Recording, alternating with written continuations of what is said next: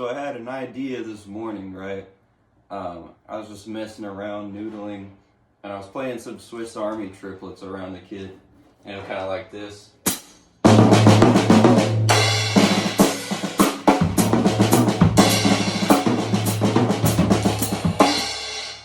I had this idea of like, because I have a third limb, right?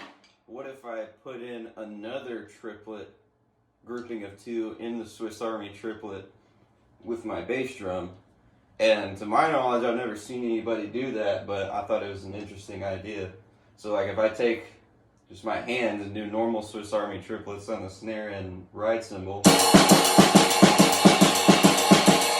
then I add a bass drum note like this right here, kind of get this weird lopey thing. Anyway, it's kind of like this.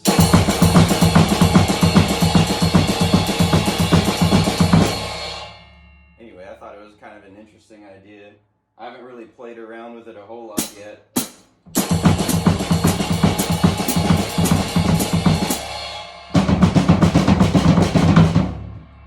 Still a little rough. Well, anyway. Leave a comment what I should name this rudiment.